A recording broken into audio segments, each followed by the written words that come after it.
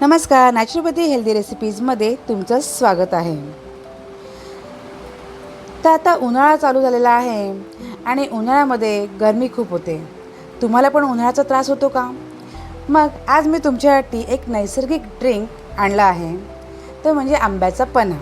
आता बऱ्याच जणांचा आंब्याचा पन्हा बऱ्याच वेळा झाला पण असेल, पण आज माझं पण झालं. मी पण खूप वेळा बनवून झालेलं आहे. आंब्याचं पन्हा झालेलं आहे, आंब्याचं लोणचं झालेलं आहे.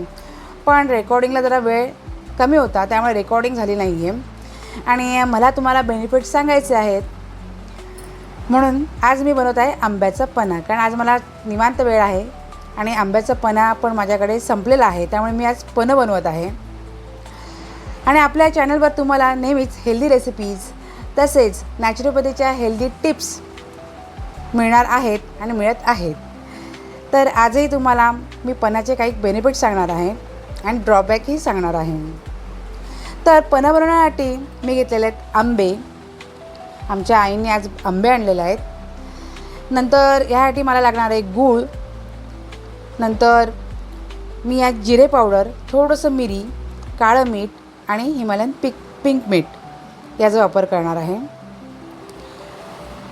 तर पहिले आंबे जे आहेत ते आंबे मी 1 तास पाण्यामध्ये स्वच्छ थंड पाण्यामध्ये भिजत ठेवले होते. आता त्यांना निथळून घेतलं आणि छान पुसून घेतलेले आहेत. आता त्यांची साले काढून घेते. आंबा जो असतो तो खूप उष्ण असतो, म्हणून मी त्यांना पाण्यामध्ये भिजत ठेवलं होतं. आता त्याची साले काढून घेते.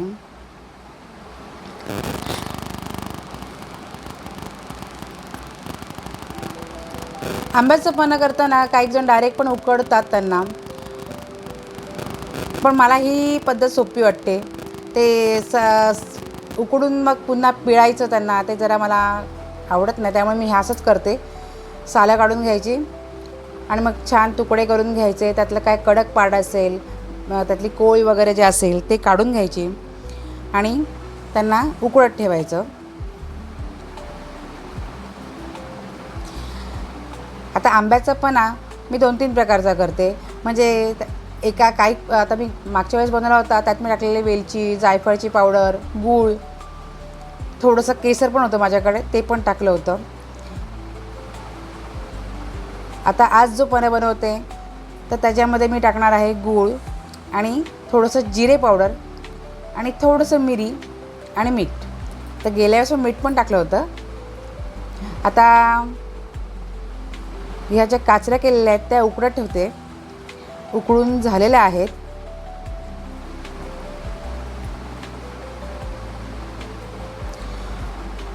आता गॅस बंद करते आणि थोडं थंड होऊन दे.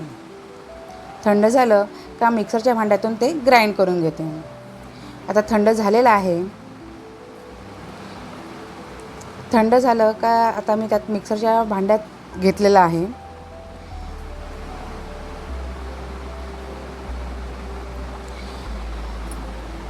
आंब्याचा पन्हा जो असतो तो उन्हाळ्यात शरीराला थंड ठेवतो आणि उन्हाळी जी लागते त्यापासून आपलं संरक्षण करतो. आंब्यामध्ये व्हिटॅमिन सी खूप असतं, त्यामुळे इम्युनिटी वाढते. आता यातच मी गूळ टाकते, गुळाची पावडर. मी घरामध्ये गूळच वापरते, साखर वापरत नाही. फक्त मुलांसाठी कधी कधी साखर वापरते. आता यात 10 चमचे गूळ पावडर टाकलेली आहे. नंतर ही जिरं, मिरी आणि काळं मीठ याची पावडर आहे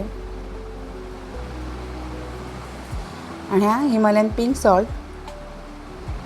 आता ग्राइंड करून घेते. आंब्याच्या पन्हामुळे पचन जे असतं ते पण सुधारतं. त्यात जिरं, काळे मिरी आणि मीठ आहे, त्यामुळे डायजेशन पण चांगलं होतं. आता मी हा आंब्याचा पन्हाचा असं पल्प करून ठेवते आणि मग जेव्हा गरज असेल तेव्हा 1 चमचा घ्यायचा, त्यात बर्फ टाकायचा, 1 कप पाणी टाकायचं. कोणाला अजून गोड हवं असेल तर थोडंसं गूळ किंवा मध 1 चमचा टाकायचं, किंवा पुदिनाची पेस्ट असेल तर ती पुदिनाचा रस आपण टाकू शकतो. सब्जा टाकू शकतो. मुलांना तर सब्जा खूप आवडतो, मग मी यात सब्जा पण टाकते. आणि खरंच मुलं जेव्हा ट्युशनवरनं येतात तेव्हा हा ड्रिंक एक ग्लास दिला का सगळा थकवा त्यांचा निघून जातो. आपणही बाजारात गेलो असेल आणि घरी आलो का उन्हातून का एक कप हा थंडगार असं आंब्याचं पन्हं जो आहे ते प्यायलं तर एकदम थकवा निघून जातो, कमजोरी असेल ती कमी होते आणि डिहायड्रेशन झालं असेल तरी पण तेही कमी होतं. म्हणजे शरीरात पाण्याची कमतरता जी असते तीही आंब्याचा पन्हा होऊ देत नाही. पण त्याचे काही ड्रॉबॅक्स पण आहेत. जास्त प्रमाणात आंब्याचं पन्हं प्यायलं तर आपल्याला ॲसिडिटी येऊ शकते, पित्त वाढतं. जास्त साखर वापरलं तर वजन वाढू शकतं, म्हणून मी यात गुळाचा वापर केलेला आहे. पण डायबिटीज झालेल्या लोकांनी तर ते कमीच प्यावं.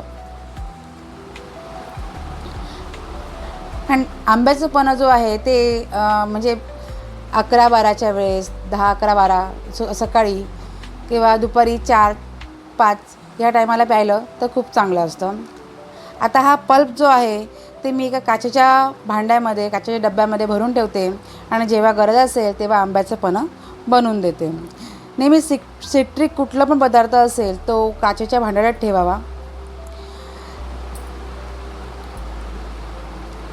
तर हा असा स्वादिष्ट आणि हेल्दी आंबा पन्हा आता तयार आहे.